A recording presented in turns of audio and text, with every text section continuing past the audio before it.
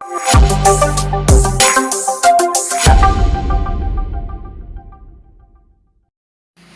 Mass മോട്ടോഴ്സിൽ നിന്നാണ് ഹീറോൻ്റെ glamour വണ്ടി ജന സർവീസായിട്ട് നമ്മൾ കയറിയേക്കണേ. ജന സർവീസിൻ്റെ ഭാഗമായിട്ട് നമ്മൾ ബാക്ക് ബ്രേക്കിൻ്റെ ഭാഗം നമ്മൾ ചെക്ക് ചെയ്യാൻ വേണ്ടി അയച്ചിട്ടുണ്ട്. ബ്രേക്ക് ലൈനർ നമുക്ക് കിടക്കുന്നത് കമ്പനി ലൈനർ അല്ല, ഒരു ഡ്യൂപ്ലിക്കേറ്റാണ്.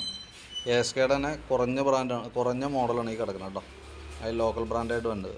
തൽക്കാലം നമുക്കത് ക്ലീൻ ചെയ്തിടാം. ഈ ലൈനർ ഉപയോഗിക്കുമ്പോഴുള്ള പ്രോബ്ലം എന്ന് വെച്ചാൽ ഹബിനകത്തൊക്കെ നോക്കുമ്പോൾ അറിയാം, അത്യാവശ്യം പൊടി വളരെ കൂടുതലായിരിക്കും. ഇങ്ങനെ പൊടി വരുന്ന സമയത്ത് ഈ ഹബിന് തേയ്മാനം കൂടും. അതാണ് മെയിനായിട്ടുള്ള പ്രോബ്ലം കേട്ടോ. അപ്പോൾ തൽക്കാലം എന്തെങ്കിലും നമ്മൾ മേടിച്ചിട്ടേക്കാണ്. അപ്പോൾ ക്ലീൻ ചെയ്തിട്ട് പരമാവധി ലൈനർ ഉപയോഗിക്കാം. മാറ്റിയിടുന്ന സമയത്ത് ഒറിജിനൽ ലൈനർ ഇടാൻ നോക്കാം. അതല്ലെങ്കിൽ നമുക്ക് അലൈവീലാണ് അതിൻ്റെ ഹബിന് കംപ്ലയിൻറ്റ് വന്നാൽ ഒന്നോലെ നമ്മൾ അലൈവീൽ മാറ്റേണ്ടി വരും. അതല്ലെങ്കിൽ നമുക്ക് അതിൻ്റെ ഹബ്ബ് സ്ലീവിങ് ഒക്കെ വരും. എങ്ങനെയായാലും നമുക്ക് ചിലവ് കൂടുതലുള്ള കേസാണ് കേട്ടോ. അപ്പോൾ ലൈനർ ഒറിജിനൽ ഇടാനായിട്ട് ശ്രദ്ധിച്ചോളാം. പിന്നെ അതിൻ്റെ ഈ വീലിൻ്റെ ഡാമ്പർ റബ്ബറുകൾ പൊട്ടിക്കിടക്കുന്നുണ്ട്. ഇതൊക്കെ ആകെ പൊട്ടിപ്പോയേക്കാണ്. അപ്പോൾ അത് നമുക്കൊന്ന് മാറ്റിയിടണം. അത് സെറ്റായിട്ട് കിട്ടുള്ളൂ. കിറ്റായിട്ട് 4 കിറ്റായിട്ട് വരുള്ളൂ. അപ്പോൾ അതൊന്ന് ചേഞ്ച് ചെയ്തിടാം. ചെയിനൊക്കെ ചെറിയ ലൂസുണ്ട്, അതൊന്ന് ടൈറ്റ് ചെയ്യാം. എയർ ഫിൽട്ടർ നമ്മൾ ക്ലീൻ ചെയ്യാൻ വേണ്ടി വെച്ചിട്ടുണ്ട്. ക്ലീൻ ചെയ്ത് കയറ്റിയാൽ മതി, വേറെ കുഴപ്പമില്ല. പിന്നെ ബാറ്ററി എക്സൈൻ്റെ ബാറ്ററിയാണ് ഇരിക്കണേ. അത് നമുക്കൊന്ന് ടെസ്റ്റിലേക്ക് വിടണുണ്ട്.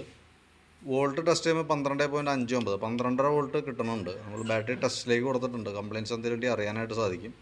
നമുക്കിവിടെ ഓക്കെ ആയിട്ട് തന്നെ കാണിക്കുന്നത്. ബാറ്ററിക്ക് വേറെ പ്രോബ്ലം ഉള്ളതായിട്ട് ഇപ്പോൾ കാണുന്നില്ല.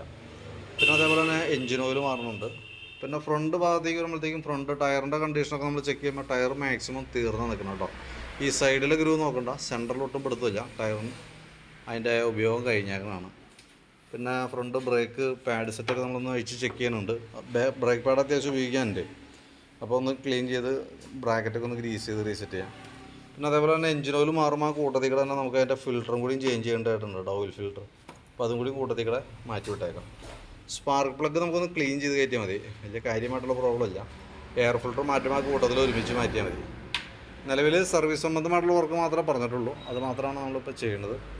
എഞ്ചിൻ ഓയിലും ഓയിൽ ഫിൽറ്റർ ക്ലീനിങ്ങാണ് മെയിനായിട്ട് നമുക്ക് ചെയ്യണം കേട്ടോ. ഓയിൽ ഫിൽറ്റർ മാറ്റുന്നുണ്ട്. എഞ്ചിൻ ഓയിൽ മാറ്റി ഓയിൽ ഫിൽറ്റർ മാറ്റുന്നുണ്ട്.